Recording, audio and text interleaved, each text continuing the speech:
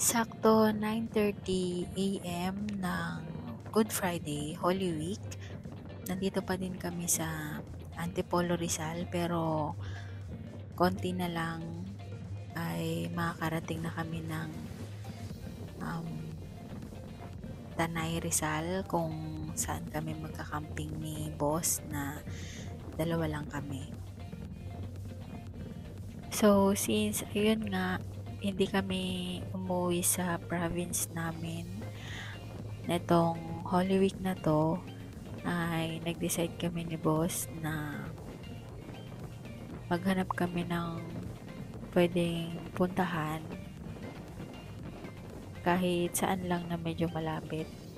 Kasi napakainit sa bahay pag mag-i-stay ka lang ng bahay. Sobrang init talaga. 4 days yung walang pasok. Thursday, Friday, Saturday, tsaka Sunday. So, ayun, naisipan namin maghanap kagabi. Kagabi lang kami naghanap ng pupuntahan namin. And, ayun, nag-decide kami na mag-camping na lang kaming dalawa. Try muna namin sa kami mag-suggest sa mga tropa namin kung gusto din nilang mag-camping sa susunod. So, ayun. Yung pupuntahan pala namin is yun talaga yung sikat na place dito sa Rizal for camping. Pero hindi ko sure yung campsite na in-inquire namin kung sikat na din ba siya or yung kung kilala din ba siya. Kasi pag-check namin dun sa FB page nila, konti pa lang naman yung followers.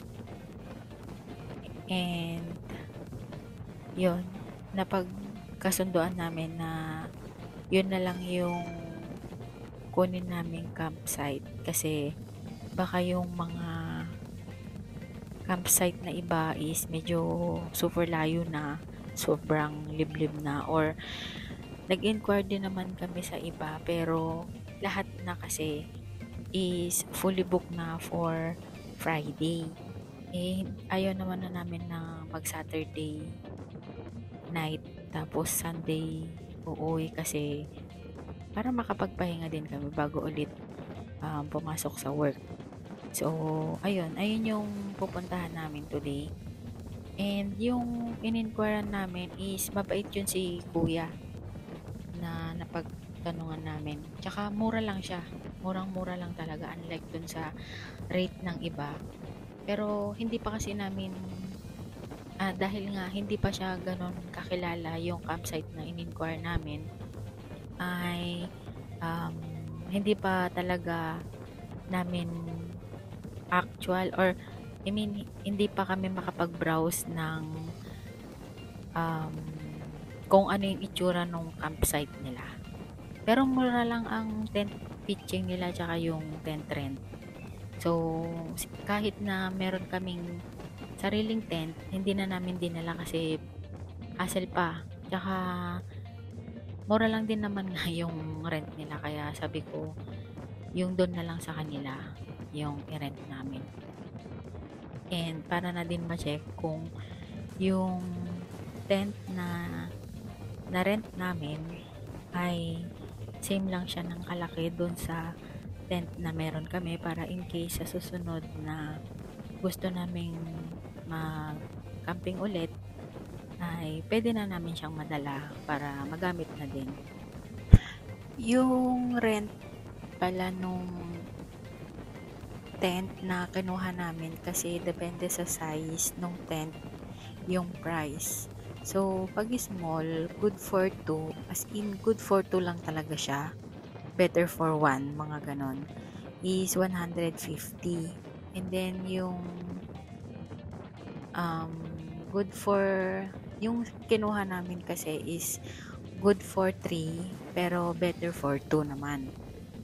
Tsaka, ay plus yung mga gamit pa namin na yung box and yung Basta yung mga ibang gamit pa namin.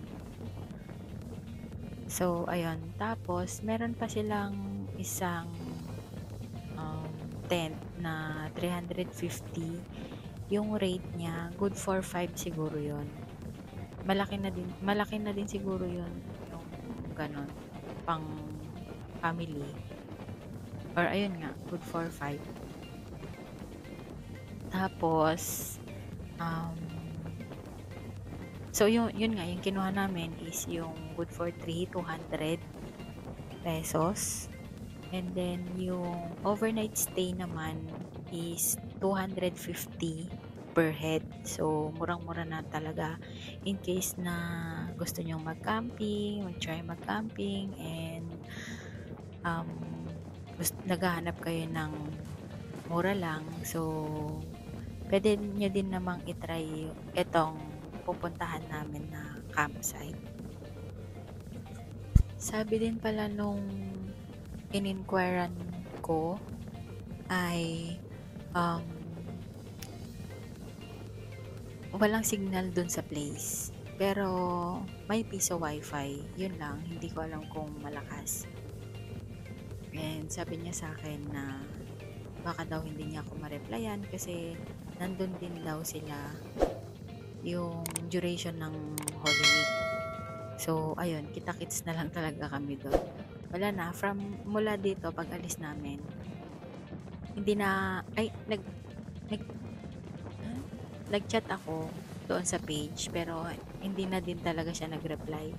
Siguro, baka nandun na sila sa campsite and busy na kung sakaling may mga nag-walk-in doon na alam na maraming campsite doon. So,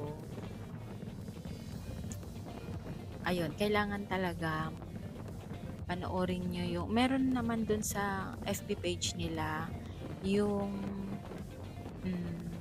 video kung paano pumunta or paano makapunta doon sa campsite.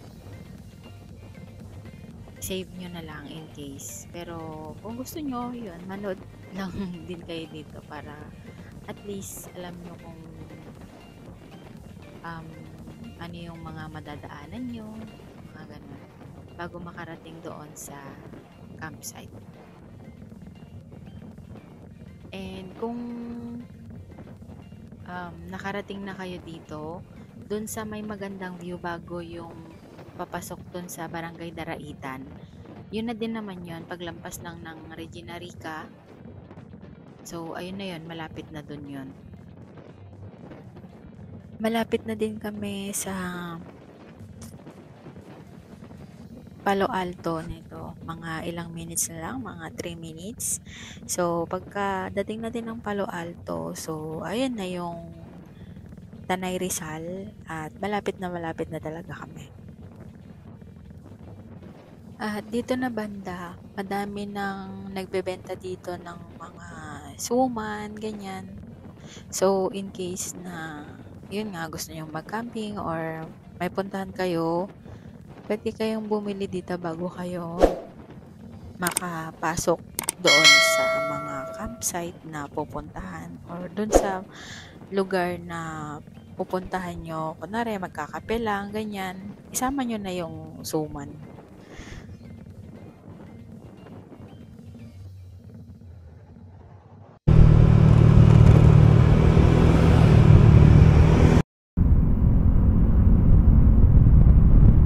Malay mo may pitik dyan. Sige. Ay, open my camera. Sige, open mo.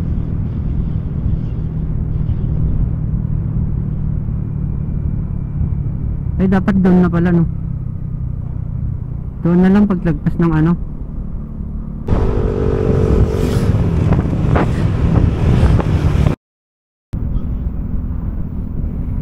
Naamagod. Open na, pangsi. Naghahanap sila ng pupuntahan.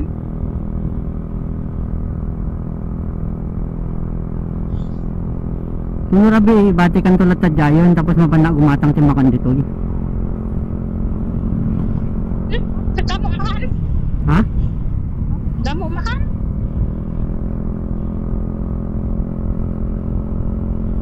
Tugudug, tugudug, tugudug.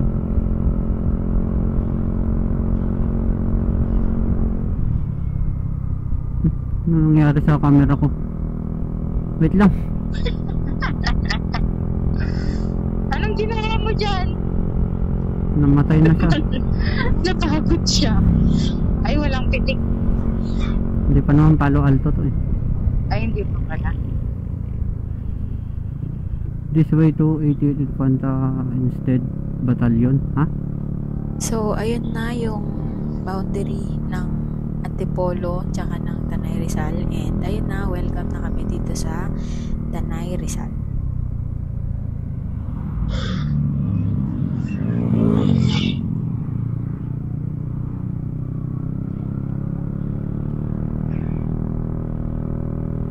Hindi na mamatay. Ilang minutes bago mamatay yung camera mo? Hindi ko alam. Kaya nga sabi ko sa'yo, patayin mo na eh. Hindi ko maano magwantaan. Hindi, hayaan mo na. Malapit naman na kung magmanukan. Malayo pa yun. Maluwag yung daan. Hmm?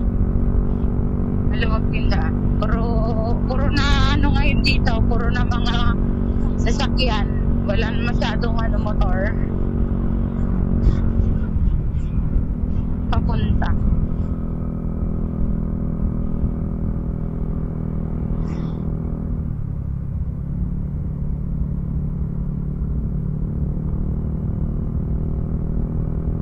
Ano? Pares mami. Ito na yung ano.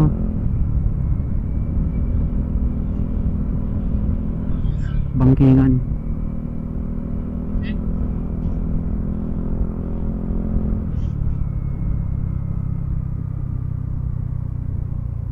Palo Alto. Ay, may pitik, may pitik. Kaso wala na, late na tayo. Okay lang yan. Ha? Okay lang yan. Hi. Hindi tayo napitikan. Ang bagal kasi ng kotse dun sa harap eh.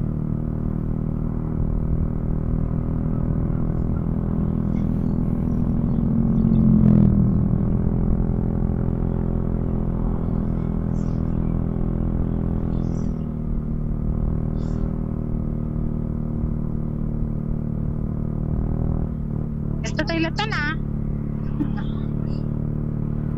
Sige, Grabe, tas ng bundok ko. i-overtake ko. Ano na no? Nalaylay na sila. Napudot eh. Uy.